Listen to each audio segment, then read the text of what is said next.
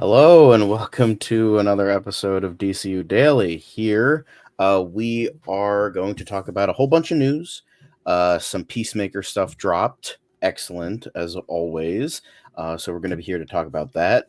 And then, of course, we are going to be talking about Kite Man because I know that, that's what a lot of people are craving. I know a lot. We see your comments, we see you guys being like, where is more Kite Man? Well, it's like, well, you got to wait till Thursday. And you know what?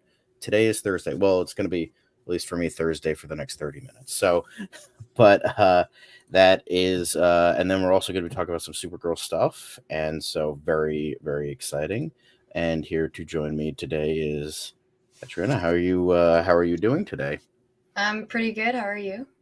I'm doing okay. Just getting ready to talk about anything and everything DC.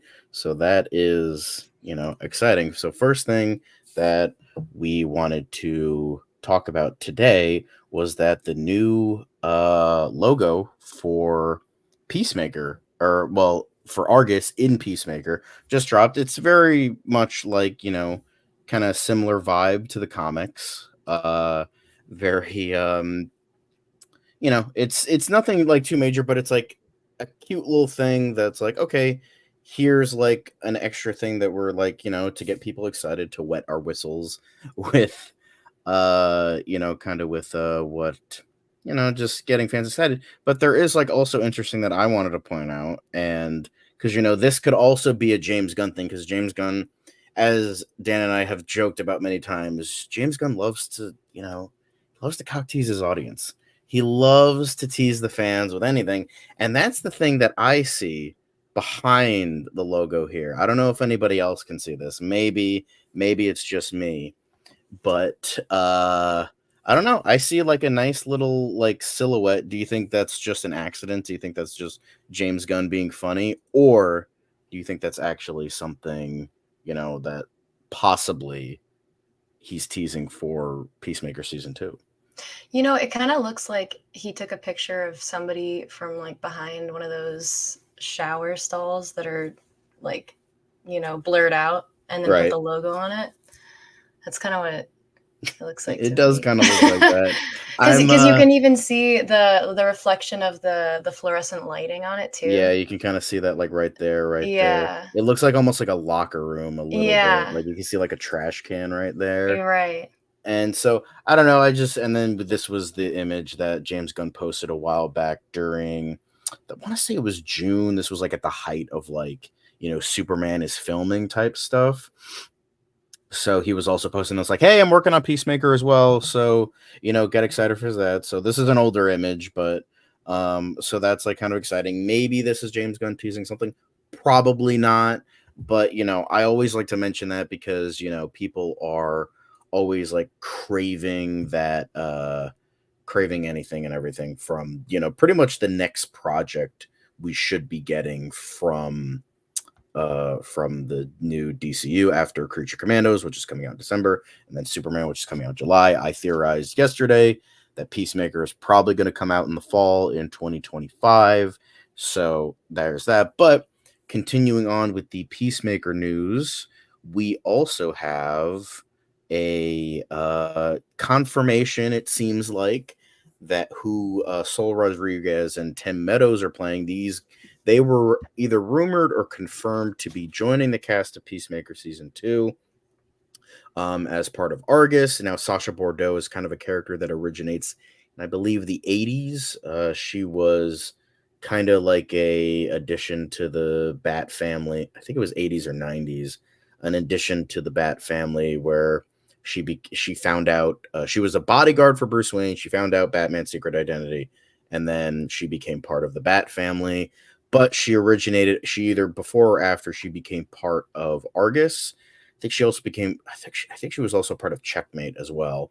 And then Tim Meadows, he's playing a character I actually don't know called Langston Flory. I don't know if that is anybody specific. I might have to look that up real quick. But um, what are your thoughts on these castings? I know you're not really as familiar with Peacemaker, but I'm curious. I don't know. Do you know? Because I don't know who Sol Rodriguez is. I'm a big Tim Meadows fan. I love Tim Meadows. I think he's really funny. But I don't know if you know her or if you're like, if this like makes you interested in possibly, seeing the show in any shape or form. I mean, yeah, I don't really know her. I also love Tim Meadows, so that's kind of a draw for me. I probably would watch it for him, honestly. Nice. And she looks cool based off the picture, Yeah. But yeah, unfortunately I always try to like give everyone a fair shake. I don't want to, uh be like, oh, this person's gonna be terrible, or oh, this person's gonna be the greatest thing ever. I just don't know who she is, so I'm like, Same. I hope you're good. I just don't know who the fuck you are. So yeah. That's kind of, I will say, even though season 1 didn't really I didn't love it as much as everyone else did, but I will say I was charmed by it by a certain point.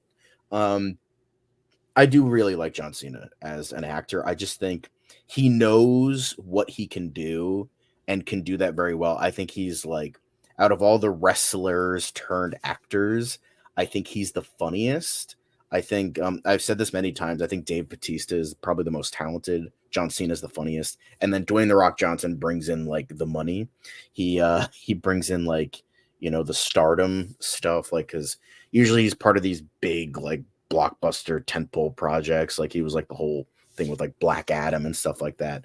So there was that as well. But yeah, I think Peacemaker, I would weirdly recommend it. I wouldn't say it's like the greatest thing ever, but it's like a fun time. It was like, all right, it's 8 episodes. It's like 8 hours of my life. Let's see how it is. And then I enjoyed it for what it was. But would you? I since it is season 2 and there is some like continuity stuff, even though you did say you would watch it for Tim Meadows, would you watch it like in based general on like the actual stuff in the show, like John Cena, or like how it's like funny and more like an action comedy or anything like that?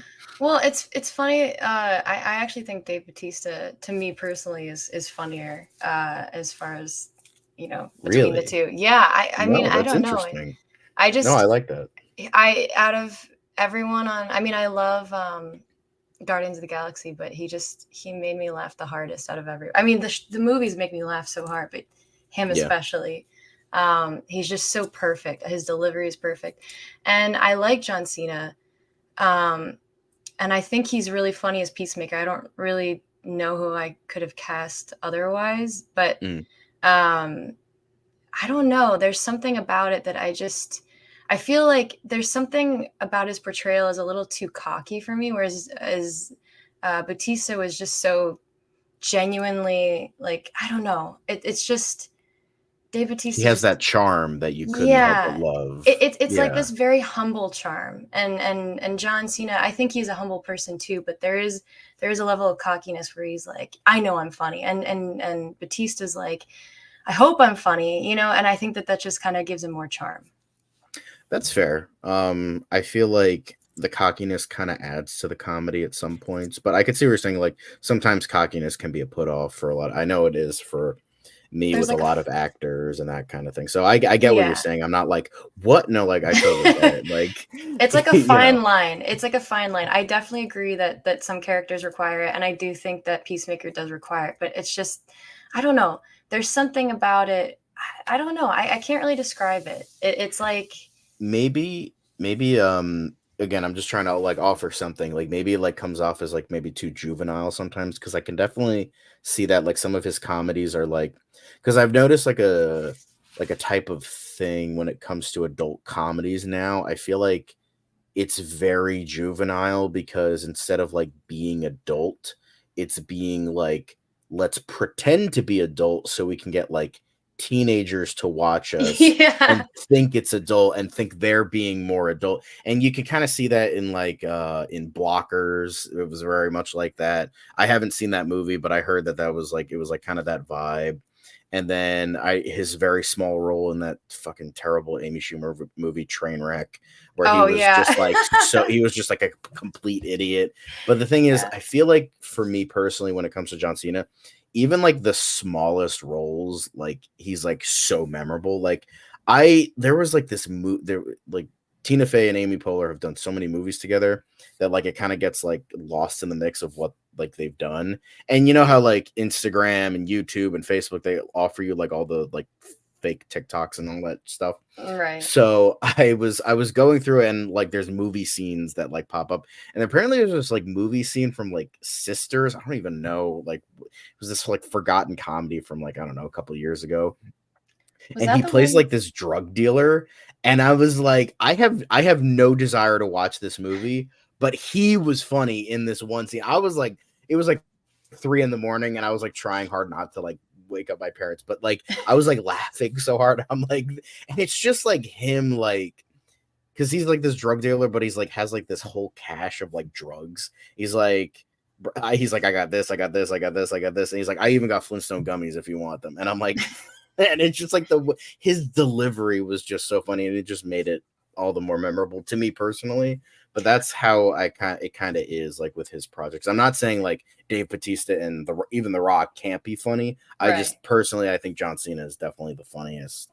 I no, and I think he's hilarious. I Oh don't yeah. disagree with that. It's also just like my preferences. Oh yeah, of Is course, of for course. sure. I don't want to, and as we all say here, no one wants to yuck their yum, so it's like that's cool. Um, but I will say, it's definitely, I think adding people like Tim Meadows, who's someone who is kind of like that over the top sort of comedy. Like he can be subdued, but he can also be really over the top. So I think that can kind of add to it. Mhm. And I looked him up, Langston Fleury. I think it's like a character made for the show, because I looked him up and everything was like Tim Meadows cast as this character. So I think it's just a character that was made for the show. But I think, yeah, I think that he'll definitely be a good addition. I hope Sol Rodriguez is good as Sasha Bordeaux, because I actually know the name of the character. I know who that is, so I'm like, hopefully she's good. I don't think she's like a big fan favorite character, but it kind of broadens the new DCU, I guess. And then we also have David Denman, who we were talking about the other day, who's, I feel like, it's definitely more of like a straight man like character. So I think that all the characters that were in season one that are coming back, and then all these new characters, I think that it'll add into like a good like action workplace comedy. That you I would say that is the perfect way to describe Deadpool, to describe Peacemaker, is an action workplace comedy. Like that is like, because it kind of feels like The Office at points, where it's like they're bickering with one another, but they're also like shooting machine guns and that kind of thing, and like beating up bad guys and like aliens. There's also aliens like that too. So it's just like, it's like if you like ridiculous stuff, it's like right up the alley. And then the intro sequence is like beloved. It was like, oh my god, this is absolutely hilarious. So, how does it? I mean, this is like two totally different things, but is it in the same like vein as The Boys at all? Like with what you were describing? I would say no, because um The Boys is definitely more, I would say The Boys is definitely more cynical, because Peacemaker is sillier. It's like it does it in jest. It's not really trying to like say anything. It's just like like goofy. Like The Boys is like very much like hardened of like, we're trying to like say something about the superhero genre, and it's also kind of like showing off a bit more, like, look at how gory we are. Look at how many boobs we can fit into an episode. That's like the vibe I get with The Boys. That's why I kind of stopped watching it. I was so sick of like, Yeah, Dan and I had an entire rant about this like a couple weeks ago.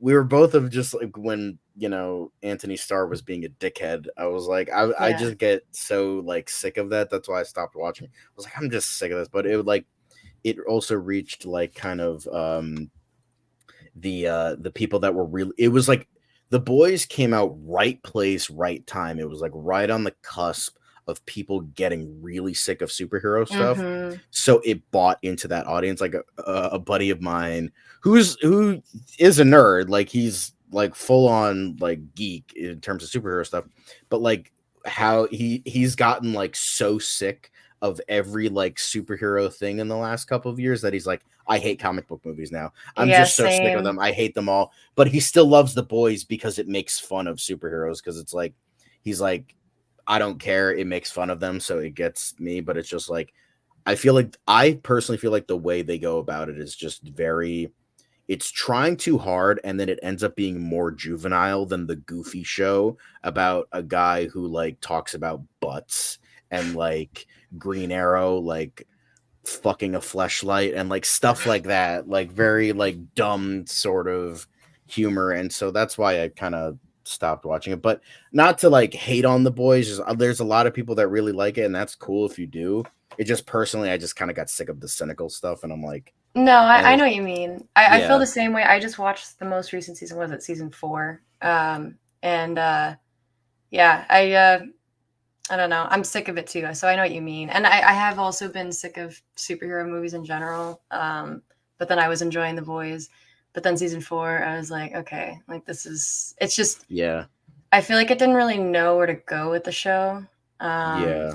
I mean, And that's it, probably why they're ending it after season 5, because they're like, we don't really know how much more can you shit on superheroes. Like, yeah. there's Well, only and so much you can say. Yeah, the go for it. irony too is that it just started to turn into, like, in a way, the superhero stuff kind of does start to take itself seriously.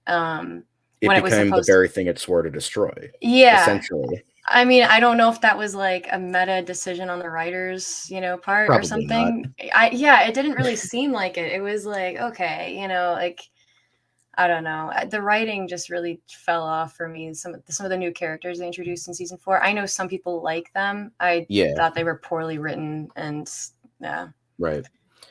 I didn't even bother watching season 4. It just like it was just one of those things where was just like, I'm kind of done. Let's move on from this, because I feel like, again, being on this show and like that kind of thing, I was like getting more and more excited for like something like Superman. I know, kind of deterring from the original point here, but I just felt, Superman is it's just like, I think people are ready for it. Like, Mm, like just something less cynical, depressing, dark and gritty, like just a guy who just wants to help. And I think that's the thing I want to see more of, like, or like a more like human Batman, which feels like is going to be promised with Brave and the Bold, hopefully, and the Batman Part 2, where it's like, okay, I'm going to be a hopeful person, and I'm gonna like bring hope, not vengeance, and all that. So I hope that that's the case, because I feel like how the world is nowadays, with how like depressing it is, how the economy's in the gutter, people are like grown men and women are fighting like children. It's just like, all right, I just want to escape for 2 hours, so like, can we do that, please? And you know what, yeah. and if it's like one guy who wears blue spandex can give you hope to do better, then why not go for that, rather than a guy dressed in blue who's being a dickhead because he can be a dickhead, and Right. it tries to act better than it is, and it's not, and it's just like, Well, all and not right, only that, like, the whole thing with, like, the last few big, a few years ago, like the last few big superhero movies was like Thor: Love and Thunder, which I personally wasn't a yeah, okay. Yeah, I wasn't a big fan of that. Like, it was very, like, it just reached this point where every superhero movie felt like it needed to make fun of itself, like, over the top, and right, it kind of lost its point and its purpose, and it was like, why are we even rooting for these superheroes anymore?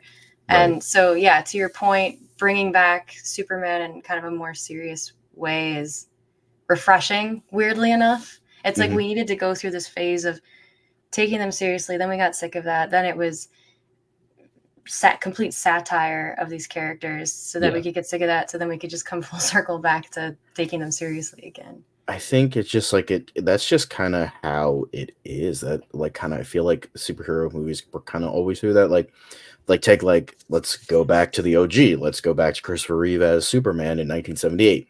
That was like a charming movie, but it like took itself seriously because the Salkinds wanted to make it a joke. They wanted to make it like a comedy, the producers. So they took it seriously. Richard Donner took it seriously. He's like, no, we need to take this seriously. And then as even just Superman went on, it just became more and more of a joke. And then even in the 70s with Linda Carter, it had like that camp factor. It was TV. Even the Incredible Hulk had it. Spider-Man had it. They were all kind of like, that vibe. So throughout the 80s, it kind of just got more and more silly. And then even though at a certain point, I would say like Incredible Hulk was probably the most serious out of all. The Spider-Man you couldn't take seriously. Bro looked like he was wearing pajamas. Like it was bad. But like you see, like I will say Wonder Woman, the Linda Carter version was like did take itself seriously. It would like had that camp factor, but it wasn't like too silly. And then like, by Superman 4, it was just full blown camp. And then the Tim Burton Batman movie came out, and it was like, okay, boom, now we're back to serious shit. And then as those movies went on, we eventually got Batman and Robin.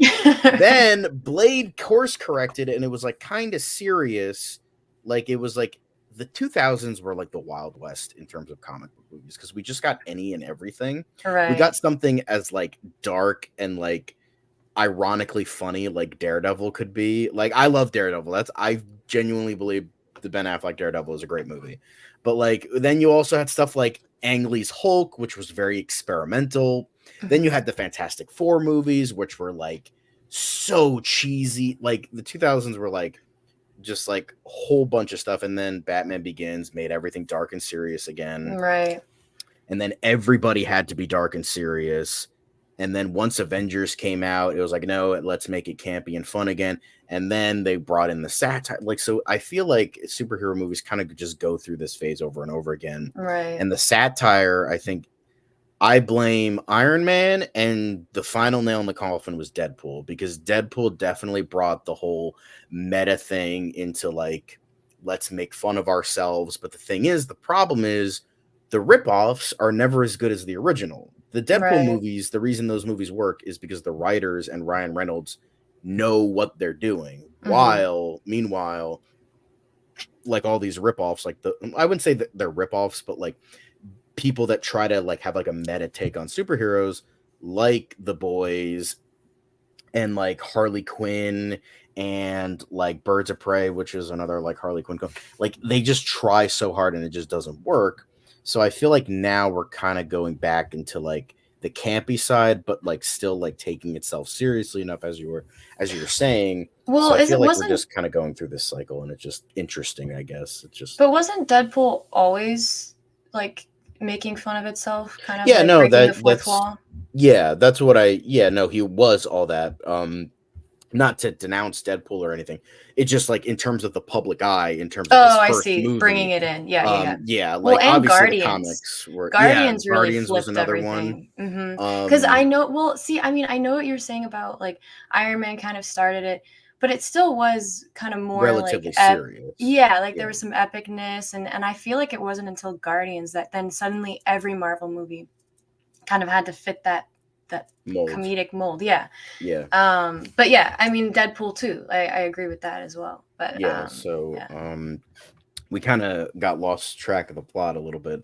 But well, we're filling in some important gaps, but yeah. It's just like I don't know, it's just like an intriguing place. It's like superhero movies I feel like are never really gonna die. It's just like I feel like they're just gonna kind of go through all these phases of like what they've always been since the 70s, like the 70s have always the the original Superman, and like how like we've just gone through every single cycle where it's like serious, campy, and then like satire of like Deadpool, and to a lesser extent Guardians, like kind of like threw us in for a loop, so that added another layer. And it's just like the way they did it was Deadpool was like funny about it. The Boys were just cynical and dark about it. So like that kind of added in. So it's like it's definitely intriguing to talk about. That could be like a whole retrospective on superhero movies in and of itself. I have one more question. Sure. How do you see both the Sam Raimi Spider-Man and then the Amazing Spider-Man fitting in? Like, what are they to you? Like, do you think that? Go ahead. Just go ahead. No. Yeah.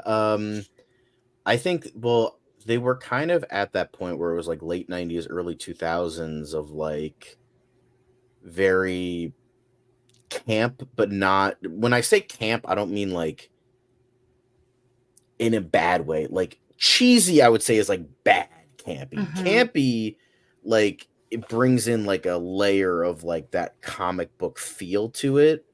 But I don't use campiness as a denigration to these movies. I use it as a like I use it as I use it as a way to like compliment them, I guess, you know. And I feel like the Sam Raimi movies had like that camp, had that like surrealness to it, but they also had that heart and that passion that Sam Raimi brings to his movies, as well as inserting a bit of his horror. And then like X-Men kind of had the same thing, very grounded, very like had to take itself seriously. You had like the black leather, we couldn't do that. So then, and then you had Blade, which just went on full horror action, and it was like, all right, yeah. So it was, those were like the X-Men, Spider-Man, and Blade. A lot of people forget Blade, but Blade, as Ryan Reynolds said, he is Marvel Daddy. So that trifecta of like was like the way of like kind of like really pushed. And they had a different way of doing it. Like Bryan Singer was like, we can't have comic books on set. Everything has to be grounded. Everything has to be super dark and serious and real. And not to say that didn't work, because X-Men was great. X2 was even better. And then Spider-Man, like, I wouldn't say didn't take itself seriously, but it was more about like Sam Raimi's a comic book fan. So he's like, I want to have that comic book feel. And then Blade was just great. Like it was very it was like, let's incorporate the 90s feel into this movie. And because it's very different from the Blade of the comics at the time. It was pretty much that movie introduced his all black leather look. Because originally, fun fact, if you guys didn't know about Blade, he was like a guy who wore like a green sweater and like a brown leather jacket and like jeans. And then he wore like sunglasses. I've seen some artwork of it, yeah. Yeah, and so it's very like silly a little bit. So like let's go full 90s with it. So that's what they kind of did. And between those three, it was pretty great. So but yeah, I think here I wanted to bring this up real quick, but yeah, so that was the original. That was what Blade originally looked like. He had a afro, boots, jeans, and he wore like a green. I mixed it up. He was wearing a green like kind of jacket, like duster, and it was ridiculous, but it was great. So, although let's not talk about Blade. Let's quickly go to our next point before we spend too much time on the state of superhero films. But the next thing that we wanted to talk about was Supergirl, Woman of Tomorrow. So according to Daniel RPK, who we have mentioned in the past, he states that it is that Supergirl, Woman of Tomorrow is going to begin filming in the UK in January 2025, which does make sense. I was mentioning this before we started, how that kind of feeds into what I feel like the James Gunn process is. I understand it's Craig Gillespie. Yes, by the way, if you don't remember, Craig Gillespie, who did I, Tonya, $1 Million Arm, Dumb Money was his most recent film. He is going to be directing, then Anna Nogueira is going to be writing. And so this kind of fits into what we were like kind of discussing was, Superman had, now I understand it's two different productions and two different directors, but Superman had about 5 months of production, and now they're getting like a year of post-production. If we kind of attribute that here, this is set to come out in June, I believe June 26, 2026. So if this begins filming in January of 2025, then let's say 4 to 7 months or 4 to 6 months, like kind of, trying to get all the vibes of like, okay, maybe a little bit less, maybe a little bit more.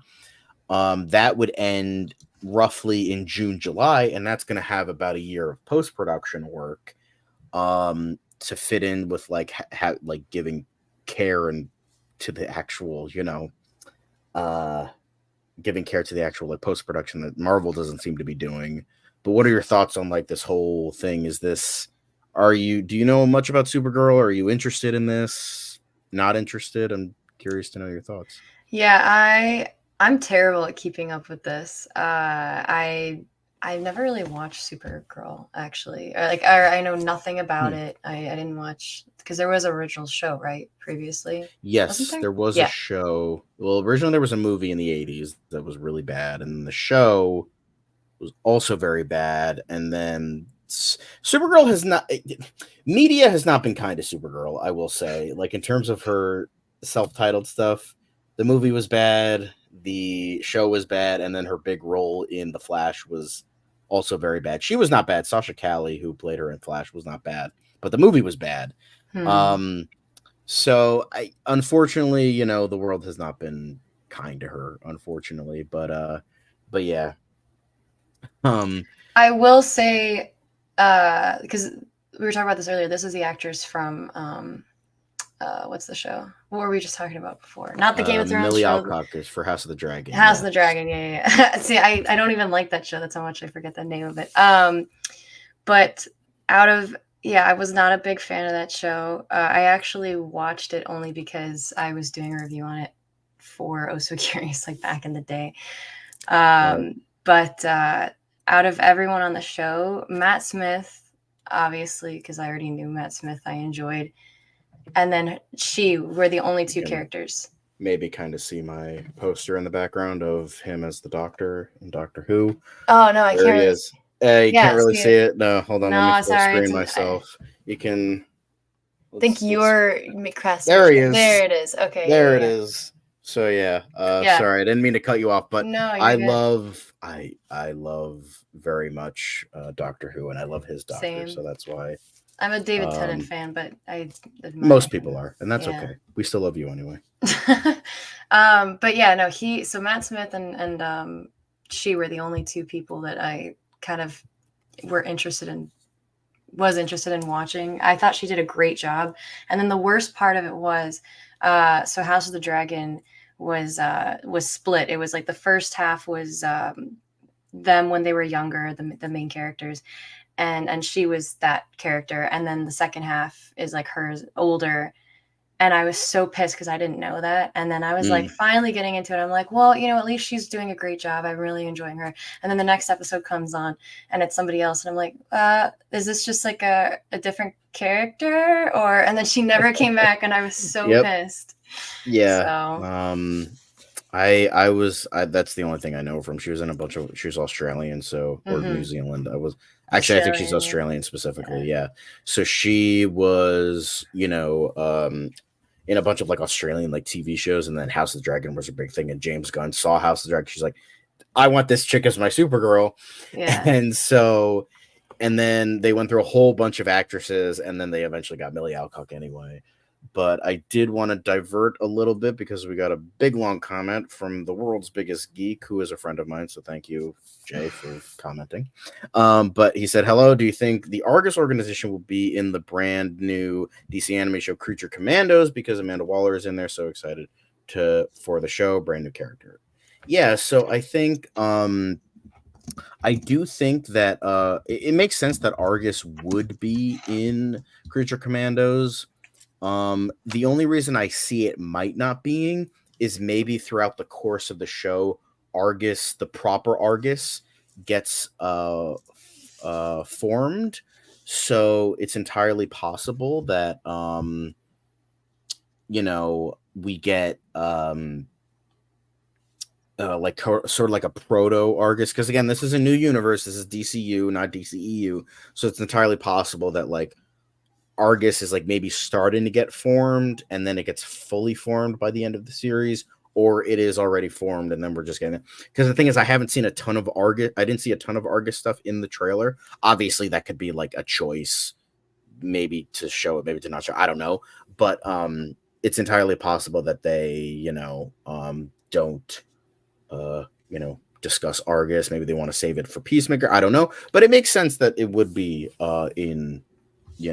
that it would be Argus. So yeah, good question. We also have More questions from you guys. Treating Superman earnestly without turning him into some dark reflection of people nowadays, and then calling it modern is exactly what the world needs right now. I know, yeah, like 100%.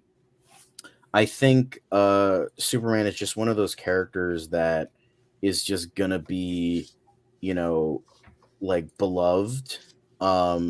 Just there's a reason he's like been here so goddamn long. Uh, and I feel like he's always gonna, survive no matter what, because it's like there's always gonna be fans of like certain portrayals and certain, certain things with certain characters. So like again, I know we make fun of Snyder cultists here, but that's only because those are the extreme vocal minority who pretty much hates everything DC that isn't directed by Zack Snyder. I don't mind making fun of those people because though I will always reiterate, I will always make fun of annoying extremist fans because they are not real fans. They are pretty much just loud people that just want to hurt other people for their own enjoyment. That's what I'm talking about. Those are the people I find, because those are people that small 1% minority. They aren't real fans. They are allowed people that just bring hate wherever they go. There are plenty of, I know a lot of people that like Snyder. They're like, I just like this portrayal. I like how they did it. It borrows a lot from the John Byrne era of comics back in the 80s, post-crisis, as well as Secret Origin, Birthright. So it's so I will say Zack Snyder isn't totally comically inaccurate. It's just personally, I don't like those stories that much either. And I feel like with how the world is going, we want a Superman that is more kind, kind to your neighbor. As Christopher Reeve said, he was doing an interview. I think it was for Superman 3 or Superman 4, but he's like, the interviewer asked, he was like, how do you view Superman? He's like, a friend. Like, he's your friend. Like, he's your neighbor that'll help you out. Like, he'll, borrow a cup of sugar, but then he'll give it back to you, or, he'll lend you $5 if you need it. That's who Superman is. And I feel like that's who Superman always will be. Even like in the darkest of the golden age to now, I just feel like that's the most memorable Superman. And I feel like that's the one that like people will, kind of gravitate towards, I guess. So I kind of went on a filibuster there. I apologize, but that's how I mean, I was these enjoying things, it. No, how these things it was are good for brought up. me. No. So wait, so I have a question then. So Sure, yeah.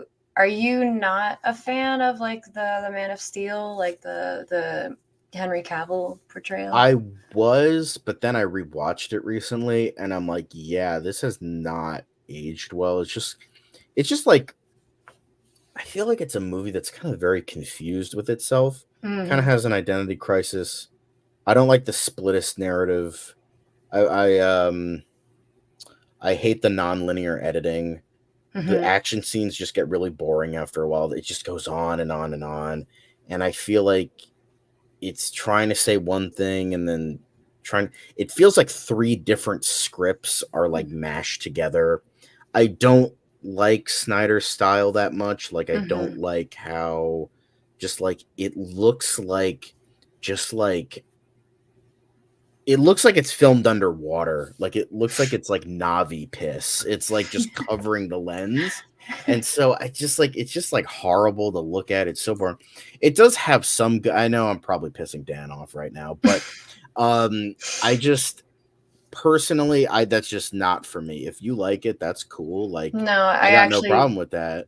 There you go. There you go. I was mainly. I don't know if you've seen it. I was mainly saying that to Dan because I'm like, if you like it, that's cool. Like, if to people him, like it, yeah.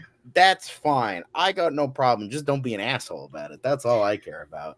I think what pissed me off with that movie was, I mean, so the Dark Knight trilogy had just finished, and then this movie's trailer is coming out, and they kept advertising like from the producer of the Dark Knight or whatever, right? Because Christopher Nolan did produce it. Yeah. Yeah. So it was like they kept advertising that, and I was thinking like, cool, like it's gonna be similar to that, which I mean, not that it should be, but I loved the style of the Dark Knight trilogy. Third one, not so much. And I don't know, I saw it and I was like, it felt like chaos. And Henry Cavill was great. I feel like he was really in the wrong Superman movie, personally. Yeah, I think. Go ahead, yeah. I mean, Michael Shannon was great. Like, he was a great. Yeah, he's always I will still confirm. One, he has never given a bad performance, and two, we've never gotten a bad Zod. Like, Terrence Stamp was great back in the 80s. Michael Shannon was great. Colin Salmon on Krypton. If you guys haven't seen Krypton, I know it ends on a cliffhanger. I would say still watch it. It's a great show. Colin Salmon as Zod was so excellent. And then I've heard the portrayal on Smallville was good too. Yeah, I've heard that as well. But yeah, Callum Blue, I think his name was. But yeah, like pretty much every Zod we've got, every live action Zod we've gotten has just been like top tier, has just been excellent. So like I got nothing bad to say about I have nothing bad to say about Henry Cavill either. Like I feel like he was like he had little say in what how the character was being portrayed. So I feel like that always happens to him. Yeah, like The Witcher the thing is, he was a relative unknown at the time of Superman. He had like a couple of credits under his name. He had like Count of Monte Cristo, Immortals, and like all that. So he couldn't really like do or say much. But then, like as time went on, he's like, I really wish that this character was more like the character that I wanted to play, but I couldn't play. And then he was teased with that. Yeah, like what was that? Like 2 years ago now. Yeah, and then same thing happened with The Witcher. Huge Witcher fan. He's like, and so he's like, now he's like, okay, I have a say, I have clout. I'm gonna say, I want, Geralt of Rivia to be, the fucking best it can be because I'm a huge fan of these books. I'm a huge fan of this game. And then the writers were like, no, we know better than you. And then they were like, you're gone. And then so he left, and then he did the Warhammer. Now he's trying to get Warhammer 40K off the ground. And looks like that's not happening because there was like a whole like rigmarole with the Warhammer 40K fandom and community and the retcons that were like hated by everybody. They're like, that makes no sense. And then, so yeah, there was a whole thing with that. So I feel like Henry Cavill is just one of those guys that like kind of unfortunately had his kind of career obliterated because he had the gall to like treat fans with respect. So that's disappointing. I hope, I do hope I liked Ministry of Ungentlemanly Warfare. I thought that was a great movie. And I'm looking forward to all of his future projects. And I liked Man from U.N.C.L.E. That was all right. Yeah, Man from U.N.C.L.E. was excellent. That was really, really good. Yes, 100%. Zack Snyder is definitely Rebel Moon was definitely style over substance from what little I saw of it, and it's just his one great movie is Watchmen, and that's it. Not 300. I actually haven't seen 300. Maybe I need to watch it now. Okay, it's not like amazing, but it's not amazing, but like I know I've heard it like very much like nails the comic book, so like maybe I'll watch it eventually, but. I didn't like Dawn of the Dead either. Like, I love the original movie, and I feel like he kind of obliterated every single good point that movie was trying to make. It just came off as like kind of empty, kind of boring. But that's enough shitting on Zack Snyder for now. Let's talk about Kite Man, because I want to talk about some goddamn Kite Man. So the most recent episode was, released today, and guys, I have said many times, please go watch it. It's a fucking great show, and it's a lot of fun. And I know you don't watch the show, but like I would say recommend it if you like fun humor. I did watch episode 1 and the last. Yeah, awesome, great. So it is on episode 6, by the way, for a reminder to all you guys out there. But yes, Kite Man is a freaking great show. And this episode was more like character driven. It was one of those cases where I hated it, but like I understood it. Like I get why they had to do the things in this episode. Because the whole thing was like, I'll spoil it for the people who haven't seen it, but essentially the last episode left us with, Golden Glider. She rescued her mom from the pit, which by the way was a reference to Dark Knight Rises, with like the pit prison, where Bruce Wayne was held and Bane was. And so they rescued her from there, but it's revealed that like she never wanted to be a mom. She hated her kid, who was Golden Glider on the right there. So she just left, and she's like, I'm not taking care of this fucking kid. And then it's pretty much all revealed throughout this episode, and you just come to fucking absolutely hate this character. It's like, Golden Glider, please, can you just, for the love of God, just kill your mom? Like, it's fine. We will forgive you. And then unfortunately, the thing that I didn't like about this episode, like kind of like a genuine point of view, the reason that this show works is like the relationship between Kite Man and Golden Glider. That's why this show works so well. It's such a wholesome, like, based relationship. Like, it is the core of the show. But with that, unfortunately, you have to have drama, and this episode fulfills the thing I didn't want to happen. Luckily, it doesn't happen at like the end of the show, so it's probably going to get rectified by the end of the season. But it's like Kite Man was like, took a lot of what her mom said to him to heart. Like, she's like, you're not a real man, you're not a real supervillain, kites are fucking stupid, what are you talking about? And so he's like, fine, I'm gonna go get real superpowers now. And then so he unfortunately went to like this corporate, like, it's pretty much like Amazon for villains, called like Villigans. And he's like, I'm gonna go get a real superpower. And so he goes to get a real superpower, and by the episode, he like, literally his power is being a douchebag. Like, that's like his entire power. Like, his power is flipping people off, and like bad things happen to them. It's like ridiculous. Like, he's like this OP character, and there's like some plot by Villigans, and yeah, so it's definitely, it wasn't one of the stronger episodes, but it's like, it was more of like a story and character driven, and it puts their relationship to the test, which I don't mind. It's just like, I wish we could have just kept that amazing relationship, but if it pays off for something greater down the line, I'm cool with it. But like, the reason the show is so good is because of the two of them, and their chemistry is impeccable. Matt Oberg and Stephanie Shu are the ones who play these characters, and they are excellent as these characters. And you have like just this like really genuine relationship, and like the writing is like really good.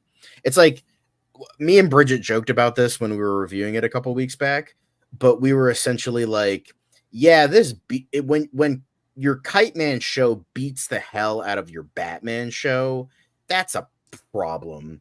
So yeah, it's just like, it's overall like a really good show, and like I will say the jokes make me laugh. Like, I will say it kind of follows into that like Peacemaker kind of like adult but juvenile kind of thing, and it's like overall real goofy. I don't know if that would interest you. I don't know if you liked or hated the first episode, but that's why I like it. I think it's a fun time. It's not like the most amazing thing ever, but what it sets out to do, it does very well. And that's why I like it so much. So I don't know if you're curious about it or what. Okay, so I only watched episode 1, so I don't know. Maybe I need to watch more of it. I honestly wasn't crazy about it. I'd seen some of the Harley Quinn show like a few years ago when it came out, and I really enjoyed it. I never continued it, but I did enjoy it. So I kind of thought it would. I mean, it is similar with with the humor and stuff, but I don't know. It just doesn't. There's something about it that doesn't really do it for me, and I don't really know why. I think what you were saying before about it being like, if we're an adult show, then we can cater to teenagers, and it's got that kind of humor. I don't know. There's something about it here that doesn't work for me. Like, I love South Park, which is probably one of the most like childish adult shows you could ever watch. Oh yeah. It works for me there, but there's something about it that doesn't work for me here. And I don't know if it's because with South Park, it's like, I know, like, the writers. It's like the writers are part of the personality of the show. Everybody knows. Oh my God, like, I know them, but I forgot their names. But the two writers. But I mean, I don't know. It's like, you kind of know that everything they're doing they know that what they're doing is stupid, and they're just being so meta about everything. But with Kite Man, there's some of it that I feel like they think that they're being really clever with it, and it doesn't really hit the mark for me. Like there's some jokes that I feel like don't really land with me, and I think maybe a few years ago it would have worked better for me. But having seen so many things that are in this realm, like, you know, again, like there's things about it that remind me of Guardians of the Galaxy that I feel like they've kind of taken from, and it kind of hasn't worked for me. Like to me, Bane is the Batista character, but Batista works better for me in Guardians of the Galaxy than Bane does for me in this show. And I know a lot of people are going to be pissed because I know a lot of people like love that character. Yeah. But yeah, it just, there's something about it that I feel like it's taking too much from other stuff a little too late, because this is stuff that we had like the past 7 years, I want to say now. Like maybe it just like this would have been good at like early to mid 2010s, but now it just doesn't hit for you. Yeah, because of, like there's too much. That I can totally understand. Like I could definitely see that. I think it, like, for me personally, when it comes to Kite Man, it's just like, one, he's just such a fucking ridiculous character. Like, who thought to make an animated show on Kite Man? Yeah, like, that I think is funny. I think that that's a good thing, and I think I also have some context for I have some context for my love of Kite Man is because I watched Harley Quinn. I watched the first 2 seasons. I will admit the first season was really good. The second season dropped the ball so hard, I stopped watching the show.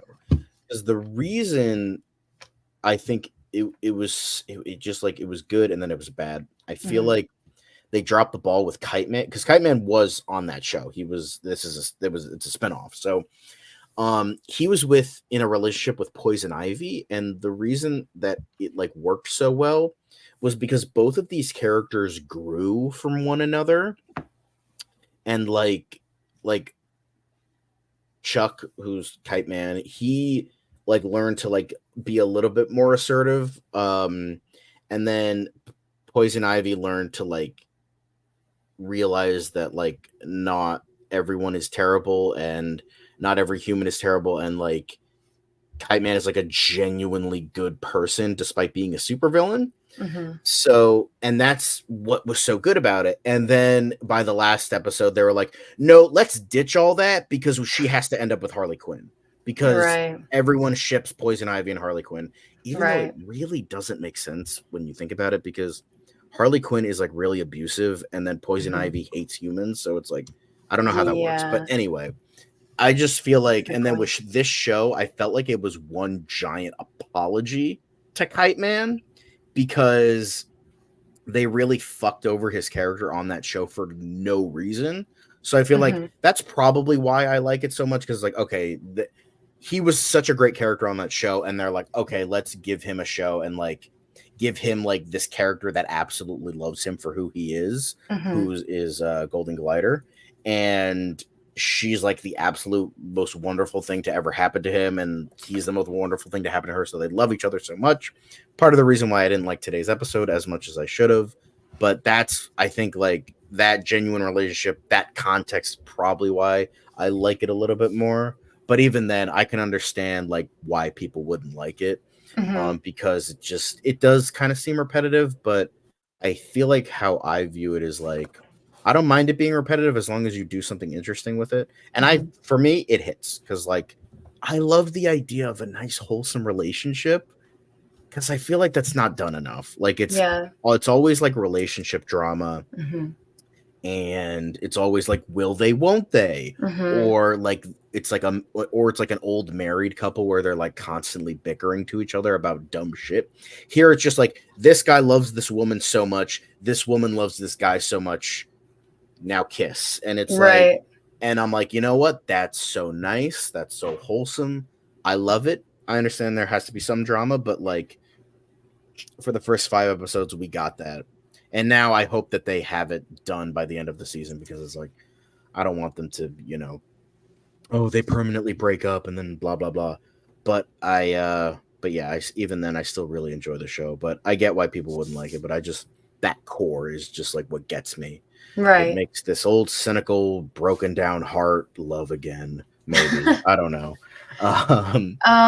Is there anything that you haven't seen like in these episodes that you hope kind of come about like in the next few episodes? I don't know. It's kind of like a weird, unpredictable show. You can never really figure out like what the next episode. I feel like they are kind of starting to have a storyline because this episode ends with like him being a douchebag, him leaving Golden Glider, but like Villigans want to use him for something. Mm-hmm. So it seems like what I want to see like by the final episode, I want to see them together again because like again, that's the core of the show. But I also want to see them like totally obliterate like Villigans like as a corporation. That would be fun. Like Kite Man just like totally destroys them. Like he opens up, like exposes all this terrible shit about them, and then like Villigans like totally goes under.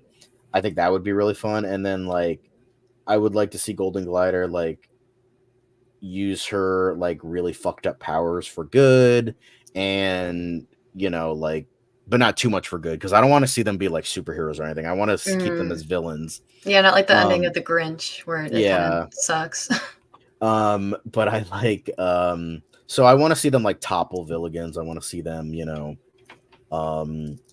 just have them stay together over this dumb thing, and then maybe kill her mom. By the end of the episode, she goes back such in a time. Casual. I'm sorry, that was just so casual. Yeah, maybe. Yeah, well, by the end of the episode, okay, so in a previous episode, they introduced a time-traveling toilet, don't ask. And so she teleports her back in time, so I hope that comes up again. So I hope, like, I don't know, she just fucking kills her because she deserves it. Her mom is terrible. And, yeah. But not his dad? Isn't his dad, like, a total asshole? Yeah, his dad's a dick, but like he's like rarely part of the show because like the current thing is like her character and like what she's going through and that kind of thing. So yeah, I hope they topple Villigans. I want to see them get back together, and then I feel like I think a good ending point would be he proposes to her. He's like, I'm sorry for being a douche because I got warped by your dumbass mom and this greedy corporation, but like, babe, let's get married. And then like they get married and then they live happily ever after. That's kind of like what I want to see, and I feel like that could be like ridiculous enough. So yeah, I just those are the things I kind of want to see. Do you see yourself continuing the story, or like, nah, it's just not good for me? Like maybe a future episode you could get into it, or you're just like, nah, I just can't. I don't know. I feel like if it's required of me for the podcast, I guess. Yeah. I don't know. I don't know. I just I mean, maybe if you like want to pop in again, maybe if I have if Bridget and I are talking about positively, you could come and be like, no, the show sucks. Because I would love to see that. Just like totally like opposite opinion, and then have like a real discussion like between a bunch of people. That would be awesome. I would be up for that. But I don't want to like be like, you have to watch the show and like that kind of thing. So well, if we're gonna do that, I mean, I guess I'd have to, so I know what I'm talking about. I guess so, but yeah, I think but yeah, I just overall it's a fun show. Like also, fuck Malice. I hate this bitch so much, but like you kind of have to have this character because she sucks. But like, because she was like twinsies with her mom and like the worst. But yeah, she's like somebody I knew back in the day who wasn't very nice. So. Yeah, like spoiled rich white girl type bitch, and it's just like, oh god, the fucking worst. But that's enough of that. But yeah, we did get another comment going back to James Gunn a little bit. But when James Gunn starts the Justice League, which version of the Justice League should they go with? Justice League and Brave and the Bold #1 or 52 Justice League to start the universe? I don't think it was Brave and the Bold #1. I think it was Brave and the Bold number 63, I want to say.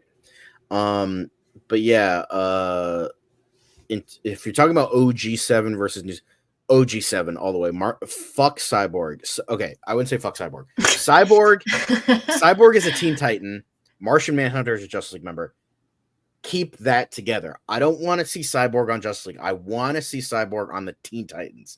Cyborg is a Titan always and forever. I don't care what the New 52 try to do. I'm not down with this Martian Manhunter erasure because we love our boy Martian Manhunter. He is the most like overpowered character that they had to fucking nerf his powers with fire. So like, you know what? I wanna see the return of Martian Manhunter, my boy. Like Martian Manhunter is fucking great, and Cyborg. I love Cyborg. Cyborg is a great character, but I think he's just better as a Teen Titan. Or even I will say he was good on Doom Patrol, even though he's kind of the weakest character on that show. But he should stay at Teen Titan. So I would say OG New Fifth or OG Justice League. But I wouldn't mind seeing like some changes because like with how characters are being introduced in this new DCU, like you can replace Wonder Woman with Supergirl or like replace Hawkgirl, replace someone with Hawkgirl because she's being introduced and she was on, you know, the Justice League animated series. So I wouldn't mind seeing that. And like Aquaman doesn't seem like he's being teased, so he might not join up. But yeah, I think that would be super fun because I just don't like just like there were New 52 was like on that was on cursed ground. No matter what they were going to do, they didn't have enough time to properly reintroduce this world. They did it like by the seat of their pants, and they tried to do like a post-crisis reboot. It didn't work, and it just failed miserably. Like they had to cancel half the books within the first 6 months because nobody was buying them, and it was just like it was a shit show, and it lost DC a lot of money. So I would say just try to avoid New 52 stuff unless like you're like cherry picking. So I would say avoid New 52 type stuff because it's just not good. And yeah, so sorry, but that's my view on it. I have a question, which Sure. it's not even my question. I'm gonna have to give Dan the credit. I forgot to ask it earlier, but when we were discussing Argus and Peacemaker, how will Argus feature in Peacemaker season 2? Ooh, that is a good question. I feel like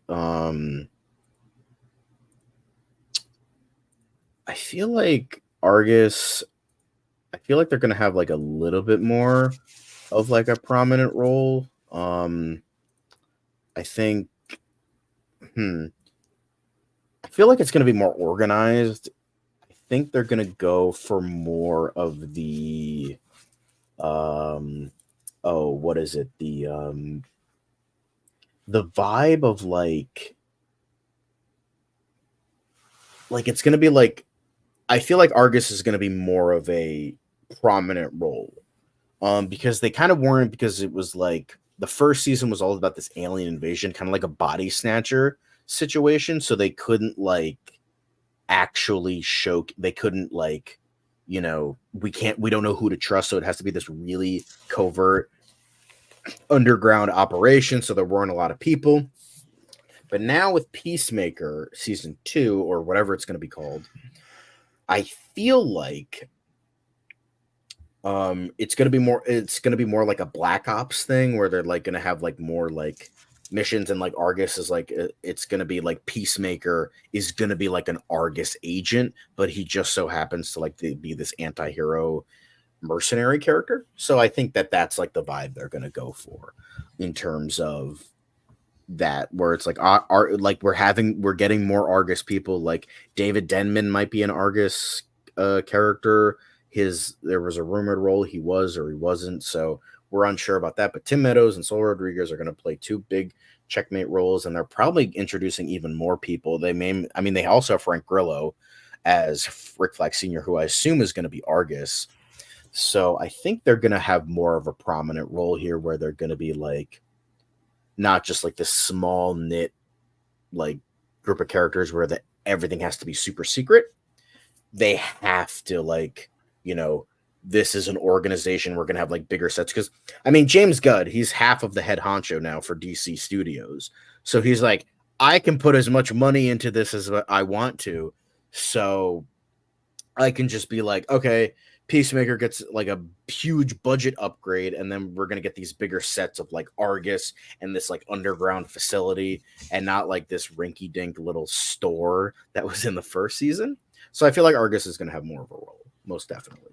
Okay, so I know nothing about Argus. Is it similar to like Marvel's like Shield? Yeah, Okay. Argus is kind of like Shield, where it's like kind of like an underground like operation, like covert operation in terms of like dealing with like threats before they happen, kind of thing. But yeah, Okay.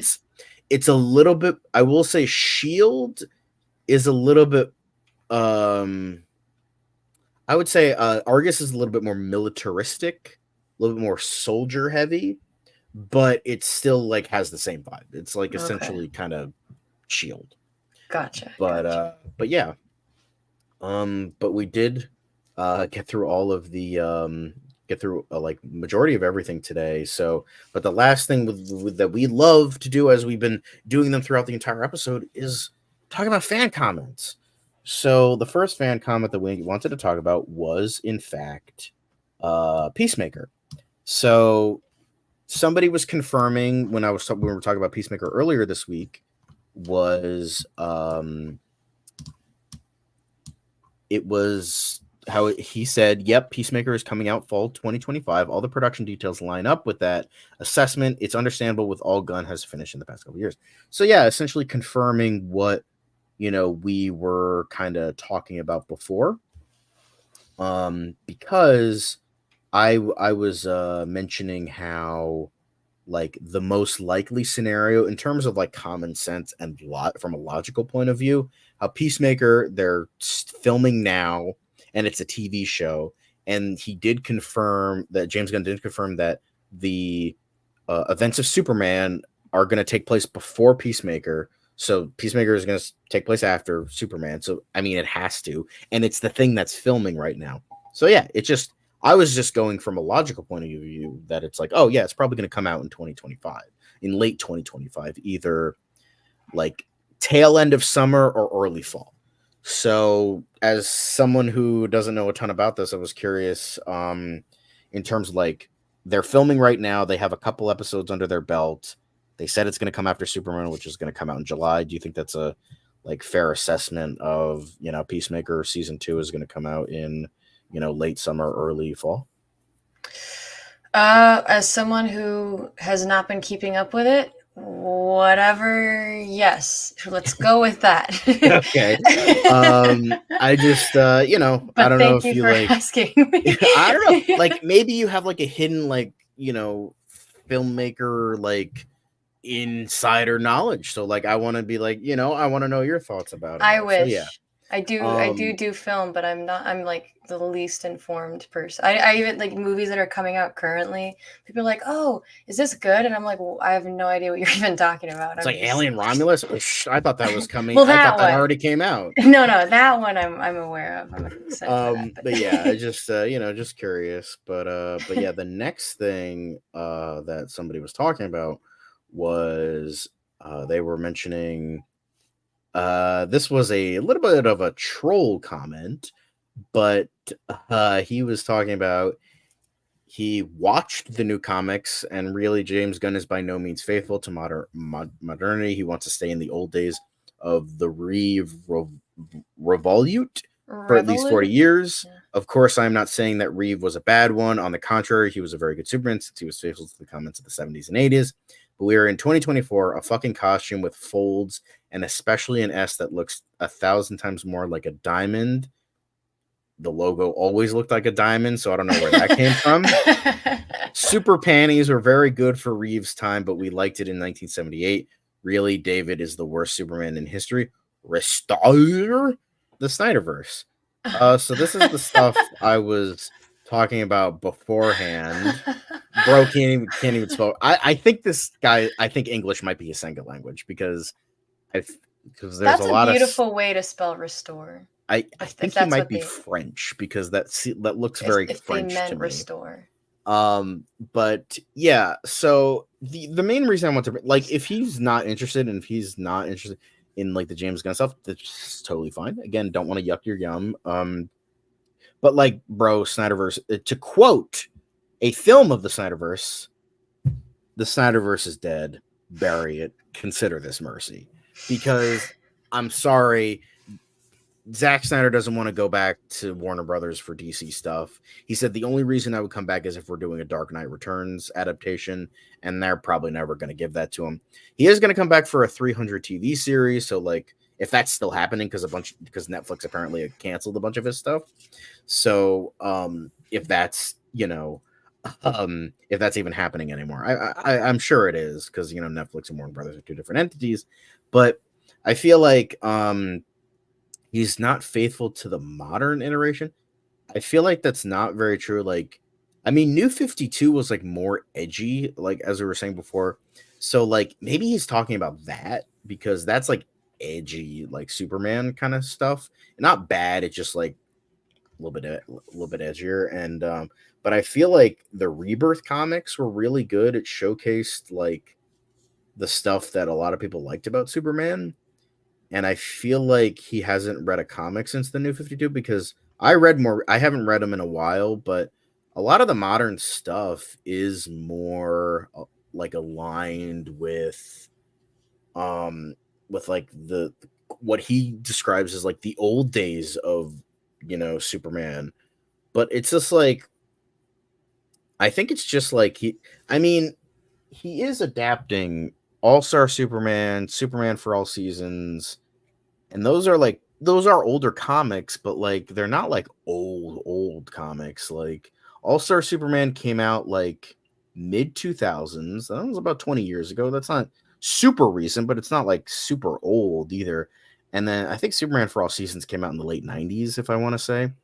So they're not like super duper old. It's not like they were 70s, 80s comics. They were not super old, but they're not super. And I feel like the Rebirth stuff, he was inspired by a lot of the Grant Morrison stuff that he did, and a lot of the Tom King stuff, even though I don't like Tom King. And that was like really new Rebirth stuff. So I don't know what he's talking about in terms of that, because clearly James Gunn is a fan of more recent stuff as well. But as well as the fact, I love the trunks. Maybe I'm an anomaly, but I know me and a lot of other people love those trunks, man. Love those quote unquote super panties. And I think they look pretty damn good. Like, but again, that's just my opinion. I know some people don't like them, but like, I just feel like without them, the suit is like too blue. Like you need some separate. The belt doesn't do enough. Like you got to have that separation between torso and legs, and like I don't know, it just looks better. And also, I know Dan had a whole thing about this, but like personally, I think it hides that bulge. I don't think we see the bulge as much. I don't know. I saw those pictures with the trunks, but anyway, that's just my opinion. But like that's neither here nor there. Maybe he could rock some like red biker shorts, mid thigh. Yeah.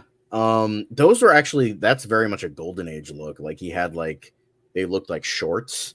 So because it was like supposed to be like the strong men of like circuses and like, the guys that would be like, oh, look how strong I am. And yeah. So it was supposed to be like that, like kind of vibe with the original costume. But yeah, also the this was always a diamond. Yeah, I just look, that's Henry Cavill. That's your Snyderverse boy, and that looks like a diamond to me. I don't know. Maybe you don't know what a diamond is. I don't know. That looks like a diamond to me. The logo has always kind of been a diamond, so I don't know why you're confused by that. Like as opposed to what? I wonder. I don't know. Yeah. Maybe he's talking about like the Kingdom Come specific, like. It's not like an S. It's like more of like a crest, like the Kingdom Come was.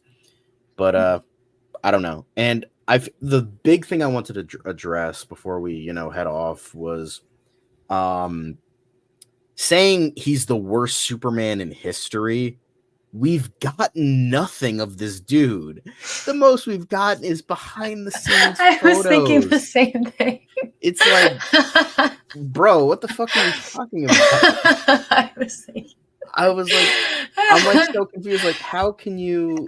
Like, Also, isn't this like an AI image anyway, right? No, like no, this wasn't an AI image. That was an official image. But it's That was not like the like, first officially released image of yeah, Superman. no, I know, but I mean, it doesn't look like it's there's not really much you can get from him anyway. Yeah. From this I picture. mean, there was also like a whole bunch of maybe I could find them here, maybe I have them, but like yeah, it's just like just calling him the worst Superman already. That's like not even like close to being fair. But I mean, he just means the outfit, right? Like he can't just mean the guy, because Well, the he says whole David, like David Cornsweet is the guy. So like the fact that he says, "Oh, he's going to be the worst Superman in history," that's not even fair. Like the man like did nothing.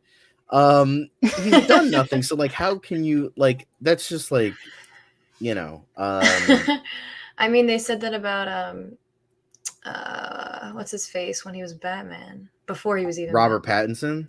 Well, even before that, Michael Keaton. No, Ben Affleck. Ben Affleck, and then everybody complained when they found out Heath Ledger was cast as the Joker. You know? Yeah, that's what everybody does. Like, Yeah. oh my god, Michael Keaton as Batman, he's gonna be the worst ever. Great. Oh, Human Torch is gonna be Captain America. That's gonna suck. Is loved. Heath Ledger is gonna be like this pretty boy is gonna be the Joker.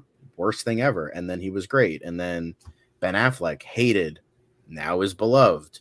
Robert Pattinson was there. Do you see the theme here? Mm-hmm. Like he gets hated and then he becomes beloved. I will always hold out. Like he could suck. He could be a terrible Superman. But I feel like I mentioned this a couple weeks ago, how he was essentially like how everyone who has worked with this guy was like heard that he was cast as Superman. They're like, oh, with how he is as a person, that makes sense. Mm-hmm. And multiple people said this. When multiple people are telling like random interviewers and all this other shit, like, oh yeah, this guy is perfect as Superman because of how he is as a person. Mm-hmm. That says a lot. Like again, they could be totally bullshitting. They could be totally like, I don't know, but like I have some more faith with him. And same with World's Biggest Geek. I think David will do an awesome job of playing Superman. Everyone has to start at their best moment they can portray a character. Yeah, I think he will do a good job. Like personally, I have a lot of faith in it. Again, I could be disappointed. I can admit, unlike most Snyder fans, no, I'm just kidding. I could, unlike Snyder.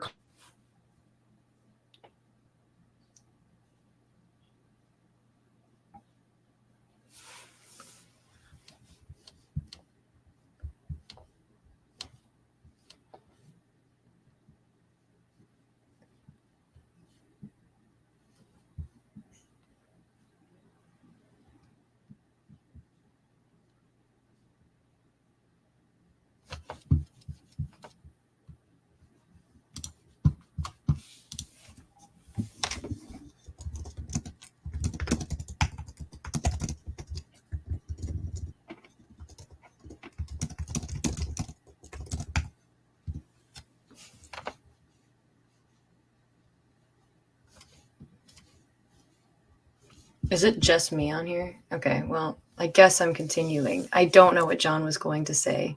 But what I was going to say is that in regards to people having like negative comments on, I mean, in any movie, upcoming characters that they're going to play, I usually feel like it ends up being for the better, usually when people think it's going to be really bad, because in a way, everybody already has kind of a negative opinion on it. And then, so you already have like that, you're like, this is going to suck. And then compared to that, it ends up being great, or at least okay. Thankfully, like with Heath Ledger, it ended up being like amazing. And Ben Affleck was actually pretty good too. Because usually when I watch movies, I'll watch like, I don't know, I'll have like a different idea of something, and it's usually like I'm so excited for it, and then I end up hating it. So I don't know. That's just my opinion on portrayals of characters. But yeah, so here's some images of Superman in the upcoming movie. I mean, it just looks like standard Superman to me. It looks pretty good, if I'm going to be honest. I don't really personally know how you can have a positive or negative feeling towards it. You know, it looks like it's going to be a good time.